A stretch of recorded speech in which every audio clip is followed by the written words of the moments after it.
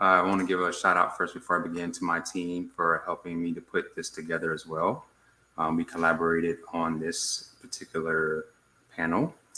And so without further ado, I'm going to introduce to you three amazing young ladies. And these are our students for our Then and Now Lessons Learned Youth and CS Educations panel. They're former students, and they're going to share their educational journey, their educational CS journey. And we're going to hear about what motivated them and hear some honest feedback about how to inspire students in today's classrooms. So I'm going to give you all a chance to introduce yourselves. So 4 things, if you could introduce yourself, your name, your current title and role, the name of the high school you graduated from, and then the teacher's name that invited you to this panel. And we'll start with Destini. Hi, my name is Destini Deinde-Smith. I am an entry-level software engineer at the New Google Atlanta office. I graduated from Hillgrove High School in Powder Springs of Cobb County, and the teacher that invited me is Miss Lavita Williams, my high school CS teacher. Yeah. Awesome. We'll segue to Jazmyne. Hi, I'm Jazmyne Mangham. My current title is Computer Science Instructor for Drew Charter School. I graduated from Carver School of Technology, and the teacher that invited me is Terry Foster. Who's that guy? Whatever. Okay. And then last but of course not least, Miss Amber Jones. Hi, my name is Amber Jones. I'm also a computer science instructor in Douglas County. And my computer science teacher, I graduated from Shiloh High School in Gwinnett, but I also went to Lithonia High School in DeKalb. And at that time, my computer science teacher was Mr. Bryan Cox. Awesome. I'm out here in Gwinnett, so I'm very familiar with that school as well, with Shiloh. So awesome. All righty, let's get this thing started. I'm anxious to hear these answers. So let's start with Destini. Why did you choose to major in computer science, and what motivated you to study CS? 2 parts. Yeah. So I guess I'll start with what motivated me to study CS, since that led to choosing it.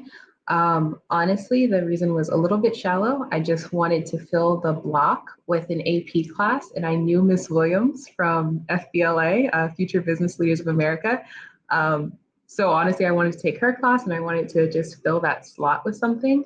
I didn't really think really seriously about computer science. And then when I started taking it, I started to become more interested, and I found that I liked the way it worked. I liked the challenge of it.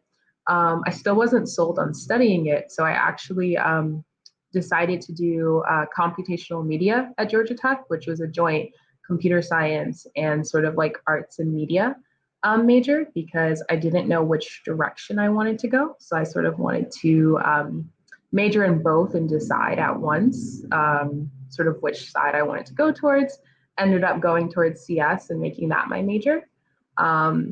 And I think that I switched it to be my full-time major because I found that I liked the classes. I interned and found that I enjoyed the work. And I liked where I thought I could go with it. That is awesome. That is amazing. Okay, let's go to Amber. Same 2 questions. Do you need me to repeat the questions? Oh, can't hear you.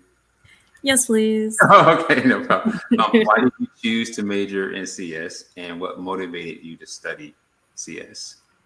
Okay, so I did not major in computer science. I was motivated to study computer science. I think it's kind of very like cliche for my generation, but I don't know how many people here remember MySpace. Of course. But it had a functionality that lets you edit your page if you knew HTML. And so I was doing a lot of page editing at the time, and I noticed the patterns, and I kind of dove into that and realized that other websites allowed you to do that too. So I started out in middle school doing web design before I knew what that was.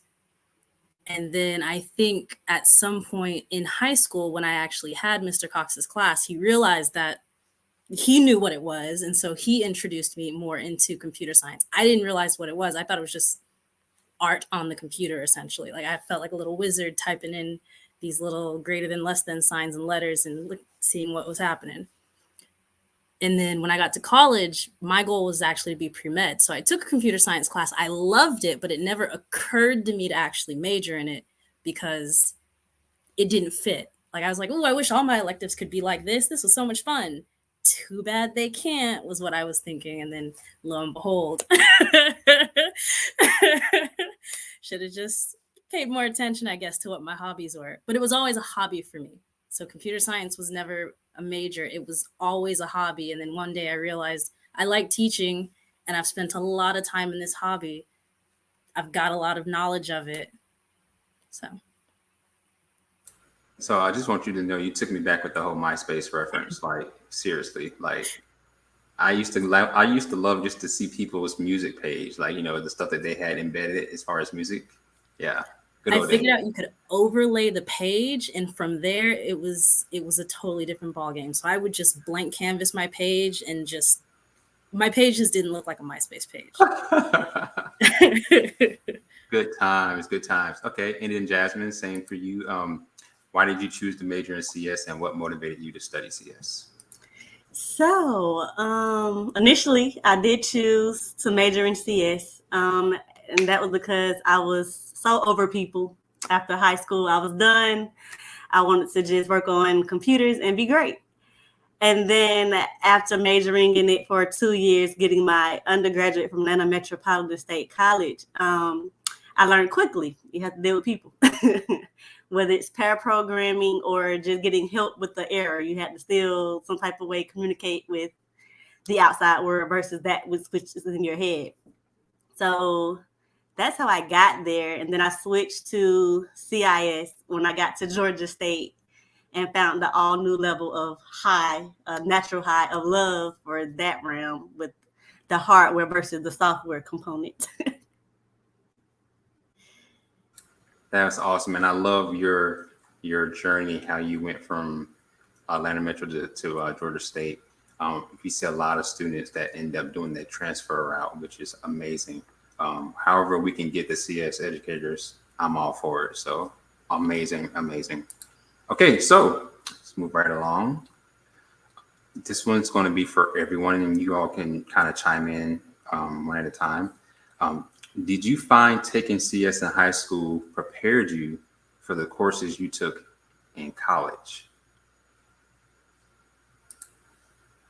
And whoever wants to go first can go first. I'll go first. This one was pretty interesting when you said it, because how Carver was set up, we did like just some basic Apple things for 9th, 10th grade. 11th grade was more like maybe some photoshopping type of stuff. And then finally in 12th grade, Mr. Foster introduced us to the different Codecademy coding languages and things like that we did within the class. So it wasn't a whole lot of exposure, but what I did get, I enjoyed. The problem for me, or the thing for me, was I watched a lot of Abby and Penelope on television, and then I decided I wanted a life like that. And to get that, it did not include we included some, but not all of the components of CIS. So I still was able to do some of those things. I even thought about doing a minor in criminal justice just so I can do the digital forensics component of things, being more on the Penelope side. But it was a little column A and a little column B because I started, again, enjoying that love of hardware versus the software, where I can see the physical components, taking them apart, putting them back together, and seeing those effects more quickly than you can with software, depending on what you're doing. That is interesting. I don't want to be long-winded, so I'm going to let Destini or Amber chime in, but I'm going to say something at the end. Yeah, I would say that for me, I think it mapped very closely and definitely prepared me a lot. So I only took one computer science class in high school. It was my very last semester, so like January to May of my senior year. And it was a APCS course. And so I ended up taking that exam and not taking the freshman like intro course at college. And I will say that what I learned mapped very closely. And I also think that I learned a lot about how to learn computer science in that class. And that was probably the most important thing. Because there are a lot of CS classes in college that sort of drop you off the deep end. And so I think learning the right way to learn and knowing how to like reach out for help and ask teachers and stuff like that. So I think learning how to learn computer science, I think in high school was a really important thing, if that's too meta, but you have to learn how to learn it, you know, because it's a very different subject. So I think that was one of the most important things that it taught me. Yeah, the computational thinking part is the part that students have to grasp first before they can even do the syntax part. I'm sorry, Amber. I think for me, yes and no.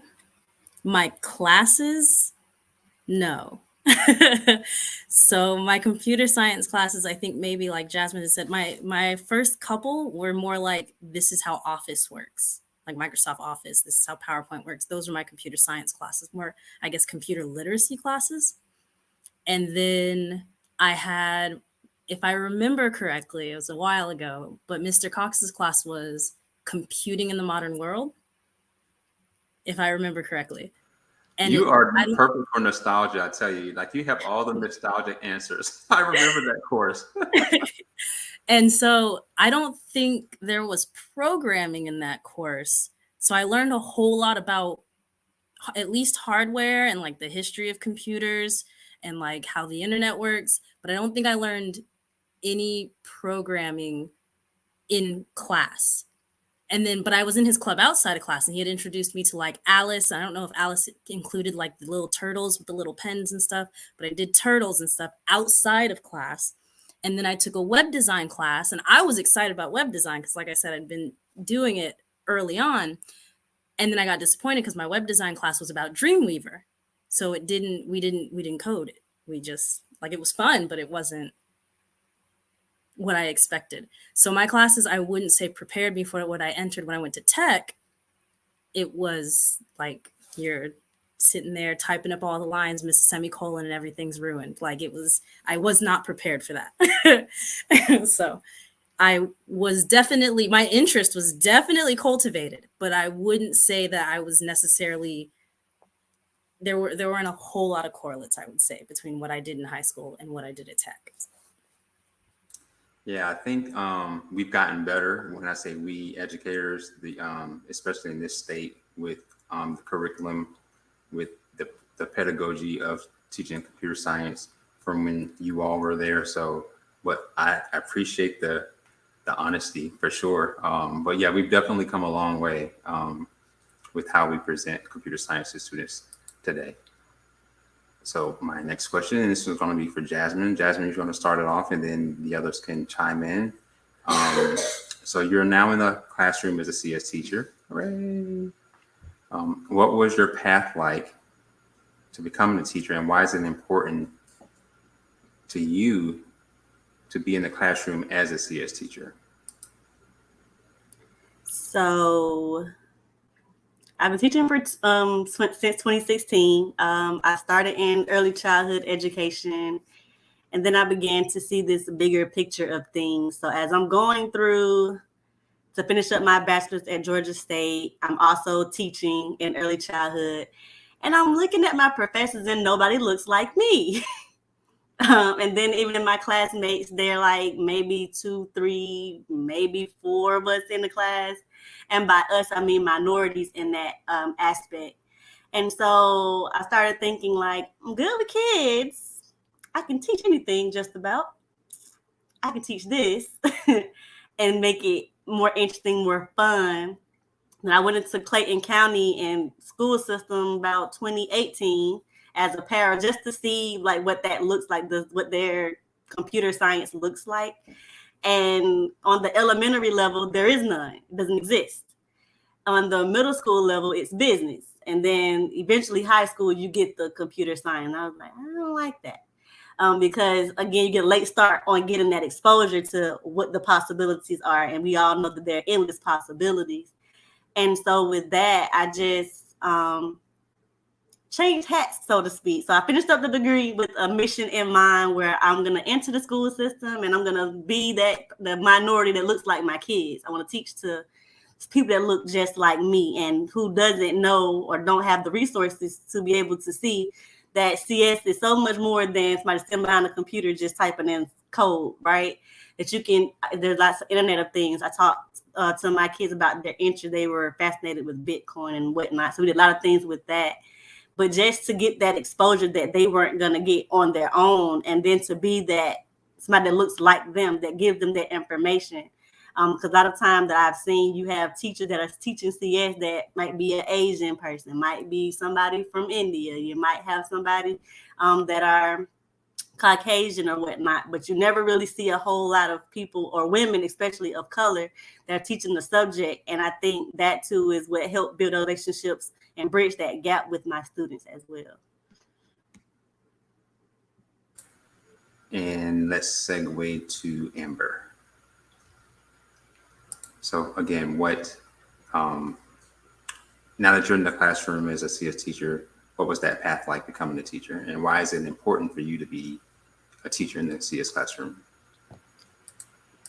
So for me, when I graduated from Georgia Tech, at the time I was still thinking that my end goal was med school. So I was deciding what I would do for a post-bac. And in that year, after I graduated, I got 2 part-time jobs, one teaching foreign languages to kids and another as a medical scribe. So I was with the doctor in the office.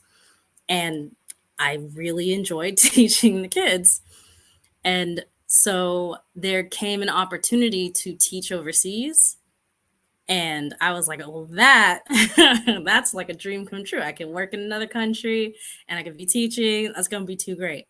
And so I applied for it. I went through the interview process and I got the job. And so I went and I taught overseas for 2 years. And I was, looking at my options for coming back home. And I was like, well, shoes, like, if I come back home, I got to get certified in something. What do I want to teach? And I mean, at that time, I would literally spend my time in the break room just like reading like textbooks about computer science. Like that's how I would chill in my free time. And so it felt kind of obvious, like, let me go ahead and see if I can get certified in computer science to come home and continue teaching. And so when I got home, I did and stepped into the classroom. That's an awesome journey. And then let's wrap this one up with Destini. So I don't have a lot of, the only time I've taught is in college. I was a teaching assistant for 6 semesters. And I also used to teach like summer camp every once in a while with little kids and robots. So I decided not to do teaching full time. So I can't really speak to that.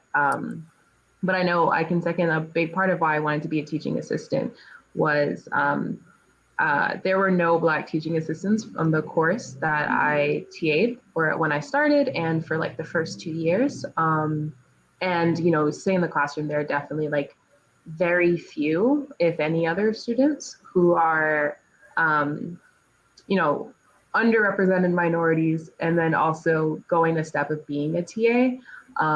So I did want to have that role and sort of at least be an example of someone who was one of these underrepresented groups and was still doing well in these classes and could, like I was the one who was providing homework help. I was the one who was grading homework and exams and, just being someone up there who maybe you could relate to because, sometimes, at least at the collegiate level, sometimes it's really hard to see not only people who exist, but who exist and who are able to succeed. I think it's really hard to, like, there are definitely people who exist at that intersection, but I think trying to make yourself visible can really help other students who are coming into college. Amazing answers. Y'all are on a roll. There was a question from someone in the chat. I think this one was for you, Amber, about do you think block coding is a good bridge between something like a course in Dreamweaver versus a course in Java as far as preparing high school students for college level CS? Yes. Like without any reservations. Yes. I teach middle school, and definitely with my students too, and I have a lot of students who are ELLs, so they're English language learners in some way, shape, or form. English is not their native or spoken at home language. I teach a lot of students who might not read on grade level. And so, with or without those barriers already, block-based coding to me is a way to learn how it works, like to learn about conditionals and things without the tedium of missing the semicolon. I remember plenty of nights in college thinking I've written everything right and needing a second pair of eyes to catch those kinds of little errors that completely stop a program from running. So I definitely feel like block-based coding is like a godsend. It makes it accessible to me, to just about all of my students, with regardless of language barrier, regardless of attention to detail. I love it. So definitely. And the other two, y'all could chime in as well on that if you agree or disagree. I know as a TA, you must have had some experiences with students needing like that onboarding process for coding. Destini or Jazmyne? So I actually do not have a lot of experience with the block-based, like drag and drop. At least the class that I TA'd for, we didn't start out with that. We took the assumption that they knew enough of Python that we could throw Java at them and they'd be okay. And that wasn't always true. So I had a lot of experience actually I was at the level of helping a lot of students, that tedious, you talked about you're missing a semicolon, it doesn't work. So I think that, going to that step of writing lines of code was typically where I was at, and helping people get used to, it's going to be all right. It might take you 30 minutes and it might just be one missed curly brace, but you're going to be okay. That is normal. And that was mostly where I was at. And what about you, Jazmyne?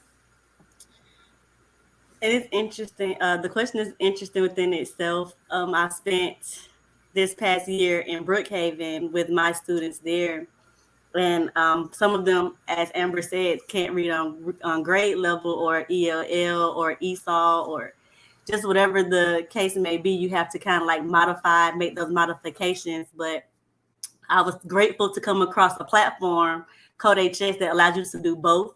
So my kids were exposed to both block coding, and then I would also like let them click on the transactor, which lets them translate the code from block into scripts, and they were able to see both and get familiar with both forms because their test would be in both forms. So you would have to be able to read and see what the block code is saying and translate that into actual lines of code. So I think both would be being able to see both, especially parallel in that format, makes a difference when it comes to preparing them for college level CS. Yeah, I love CodeHS's feature of switching them on and off between blocks in text-based. I think Minecraft does something similar as well. Mm-hmm. So love those features. Alrighty, so let's segue to our next question. And this is for all of you, of course. Anyone can chime in at any time. And you kind of talked about some of this already, but if you could go back and teach the CS class that you took in high school, what would you include to enhance the experience for students?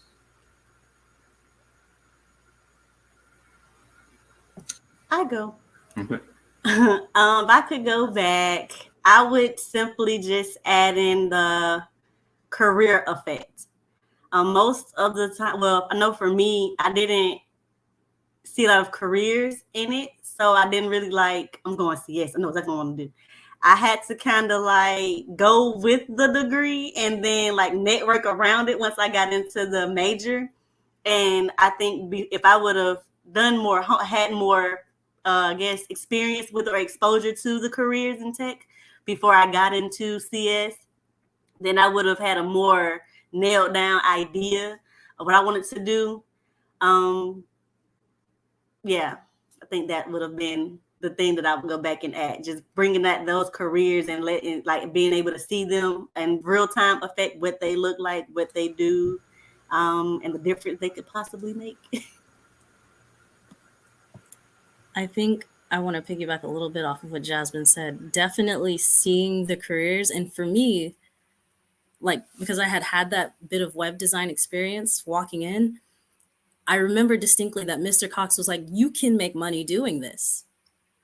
But I thought it was more of like a hustle. Like I could make a little money, like go into someone who's like, oh yeah, I want a website for my insert, my business here. I don't think it occurred to me like, no, McDonald's pays someone to maintain their website. Microsoft pays someone to maintain their website. All of these companies with websites pay someone to maintain these websites. I don't think it hit me quite like that. And so I think not just learning about the career, but seeing maybe like job postings for jobs that are for different careers in computer science, I think that might hit home, especially for a high schooler who's going to be looking for those kinds of things. Because I knew you could make money doing it, but it didn't occur to me that it was that much of like, I knew teachers. I knew what that looked like. It didn't occur to me what it actually looked like to be a computer scientist. But not only that, I would add programming. I would add programming. And I'm certain there are teachers in courses that had it. But I had a couple that, of course, were more computer literacy and were hardware. And from my experience at Georgia Tech, it was just all programming. There wasn't a whole lot of computer literacy. They expect you to have computer literacy. And maybe they teach hardware, but I don't think they do. I don't think they do. I don't remember anybody ever talking about it. So. Destini? Yeah, I think that I knew definitely about being a software engineer, and I think that was sort of my whole view of it. I think that definitely it would have been interesting to talk to people who were maybe majoring in and also people who are early career to see a little bit more and talk about how you can diverge when you study computer science. Like people do user interface design. People decide that they're gonna, do research and human computer interaction and all this other things. So I think probably similarly, like more seeing all the places you can go with computer science. I knew that software engineer was a title, was a role, but I think it would have been cool in high school to see some of the ways that you can have this technical knowledge, but still, do these very creative things with it. And this is how my path to becoming a user interface designer, or this is my path to becoming, maybe like someone who's like a statistician, like they're doing, looking at, the output and all this data that's being generated from all these different applications. So yeah, maybe just seeing like all the different pathways that you can end up when you study computer science. I know that my team, we're anxious and excited about integrating that piece into our outreach, the internship piece. And I think that helps students kind of, I guess, connect the learning with the application. So agree with all three of you on that. There was a question in the chat from, not sure who it was from, but any advice on the beginning of course engagement to kids, or to get kids excited and connected to the content early? So any advice or ideas on what you could probably implement in the beginning of the course? Maybe like the first week of school. Is there anything that you do special to kind of get the kids interested in CS so that they don't think this is just another class, or does the curriculum speak for itself for you all? For my students, what I've found is that when I take probably the best of the older projects, so maybe the most creative, the most engaging of the older projects that students did, because I have a class where they design web pages, I have a class where they design games. And I have another class, but it doesn't have as many projects that they output that way. But definitely the web design class and the game design class, I usually give students an opportunity to play with what all of the former students made and something that I made, because obviously what I make is going to be a little above what they make, but something to shoot for essentially. And so when they see it, and if I have enough examples, they find their interest reflected. And so it's kind of like art or music or anything else. And that's how I pitch it to them. I'm like, this is like an art class. This can be like a music class. This is the video game making class. And so they see things that they're like, I could do this, except put my own spin on it.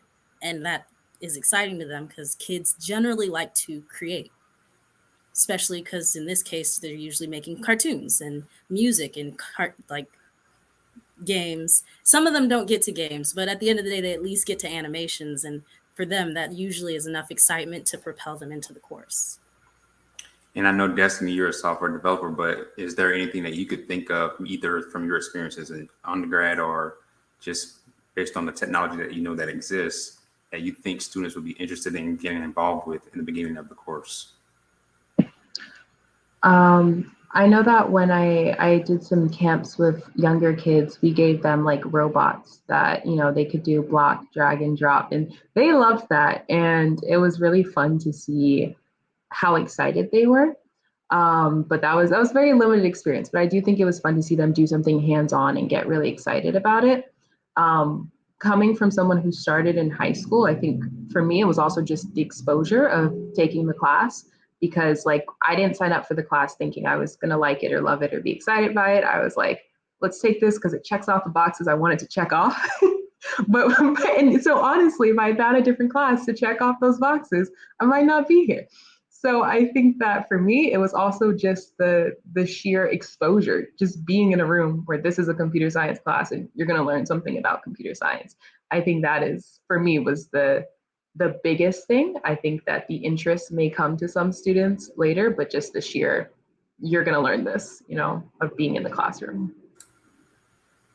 And for you, Jazmyne, it's probably a little easier because you were in the K-8 space. So at that age, they're all excited to always learn, right? Not necessarily, because then it goes back to the point that was a softball pitch. Right. So, and what happens with K-5 is back to the reading competency. You got to be able to read to understand the instructions that the software is asking you to perform. You can't do that. You're not going to have as much fun because you're going to be stuck on what are they asking me to do? Where do I start? Right. But for my 6 through 8, I had a web design course as well with BIA. I have web design. I had, what was it? Intro to Georgia Technologies. And then I have the mobile apps and the tech apps and coding. That thing was so fun. But with the older kids, it was more forgiving because they were excited about an actual professional that had a clue about what was going on versus somebody that's fresh off the street, no idea about computer science in its realm. He's reading off a book or reading off a screen. I never did that. I always came in with fresh, realistic things that occurred to me in my journey to CIS or through CIS or CS, and brought that to the classroom with me on a daily. And to keep them engaged, I will always ask them their interests, like hear the little conversation, the little chatter. Hence how I got into them creating Bitcoin, doing a little Bitcoin mining of our own in the classroom. Even with creating their own websites about themselves, doing a time capsule, making it about them. Because so often students and people and as adults, we get so far off where we feel left behind or left out, and it's not really about us or what we want. And I've always started out led with my students where it's about you. I'm pro-choice. What do you want to do? Because whatever brings you joy brings me joy. I don't have to fight with you to do it. You want to do it because it's about you. It's what you want to do. There was a question from Sandra Watts to you, Jazmyne, about what did they use to build the websites? So we used CodeHS and the sandbox within the platform to build the websites. Some of my more advanced students, actually, we use BlueJ. and I showed them how to use BlueJ to code in and do more advanced things with. We used other platforms that I can't think of right now. But I let them explore other, more advanced they showed within the platform. I allowed them to explore other options because I did not want to hold them back. Great. Awesome. Thank you for answering that. Can I chime in on the end of that very quickly? Absolutely. Please. I think Jazmyne brought it up because she had mentioned things like blockchain. I think there are, I don't know if buzzwords is quite the right thing to say, but I think there are definitely things in computer science that students are accustomed to hearing from popular media and their experiences with it. Because I know, for example, like so I have an artificial intelligence class now for my 8th graders, and it's by far more difficult than the other 2 classes, because the other 2 classes, the game design and the web design, are much more doing classes, whereas the artificial intelligence class has a lot more content. But they don't know that. And so when I mention the artificial intelligence class, the students who have not touched it yet are always like, oh, that sounds like what? Like they're excited. And I think because if you look at kids movies, there's like Ron's Gone Wrong or something like that. There's Baymax. There's like, what is it?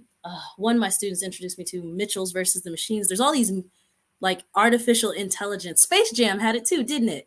All these movies are coming out with AIs and things. And so I think when you can introduce something to them that they've heard, especially in popular media, it piques their interest. And so if you can bring that into there, you can definitely like, hey, check this out. This is cool. So that is a great response, Amber, and a great segue to my next question, which was, what are the hot topics in tech that you find students might want to know more information about? And so you kind of gave us your list, Amber, so we'll let Destini start this one off. So the question is, what are the hot topics in tech? Right? Yeah, hot topics in tech Okay. that you find students might want to know more information about. Okay. Or just young people in general, even if they're not students, you know. Sorry, it flipped for me. Can you hear me? Yeah, I can hear you. Oh, okay, cool. I would say NFTs, because I still barely understand what they are. And I think that, and it does relate to, you know, programming concepts. I think there are things like NFTs and cryptocurrency are very much more, I say at the forefront than they were like, even like, you know, like 5-6 years ago when I was in high school. Like I didn't know what those things were. I could have cared less. And I think now with people currently, like it's a much larger part of pop culture, sort of when these trends arise. So I think those are the 2 that pop in my mind. Yeah, I'm still wrapping my head around NFTs as well. Yeah, part of me gets it, and then part of me is like, really? I don't know. I guess it just needs to. I guess time will tell, right? What about you, Jazmyne? I agree, because my students had a lot of questions pertaining to NFTs and cryptocurrency, and even some about hacking. Now, the ones that I had touched and understood, of course, I brought those tangible items to the table when it came to the lesson. But when it came to NFTs, it was like, Ms. Mangham has I can't help you with that. We have to research. Google is our best friend. The Academy of YouTube, check it out and find out what you can see, because I can't help you with that one. And I know you already mentioned some, Amber, but you can chime in as well if you still had something else to contribute to that question. The hot topics in tech? Yeah. For students, I don't. Are there things that they come into the classroom like, hey, Mrs. Jones, what can we learn about this? And I think Destini touched on it. I have always had students interested in robotics. Like if I could somehow have more robots in the classroom, they are almost always, there's always at least a group of students per class who is like, no, that sounds amazing. Can we do that? Yeah, that physical physical computing piece is huge in computer science. I think someone asked earlier about what can you do to hook the students so that the first introduction of the class isn't boring. I think if you can introduce physical computing right off the bat, that'll definitely get them hooked and wanting more. So, okay, so we're almost at the finish line. And this one is a little, I guess my panel, the teachers, your former teachers, we kind of wanted to learn a little bit about how you feel about us, I guess. So me personally, I'm all about relationship building. And I feel that without that vital piece, the effectiveness of teaching, coaching, mentoring is limited. And so, and it's pretty evident that your respective teachers that we have today on the panel were effective in building relationships with you all. So if you don't mind, please enlighten us on all the unique parts that your teacher played in your CS journey. And we'll start with Jazmyne. Oh, so Foster has always been there. When I first got to the Metropolitan, I had a teacher. His name was Dr. Babs. I would never forget him because he gave me an assignment where I was able to pick something to create. So I wanted to create an ATM machine.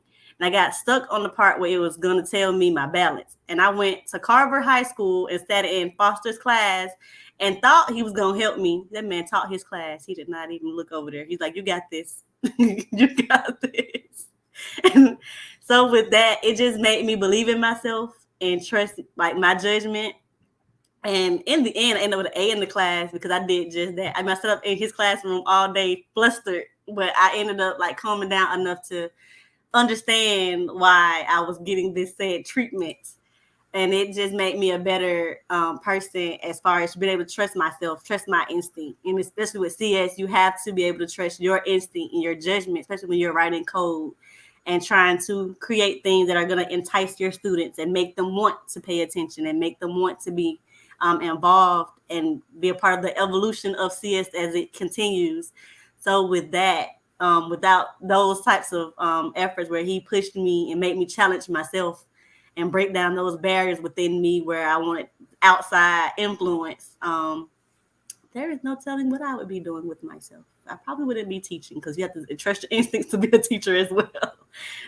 So thank you for that. Hey, my kids at home will tell you I'm all about the tough love, man. That's what I do. So, but I knew you would figure it out. Yes, and I did. Thank you. You're welcome.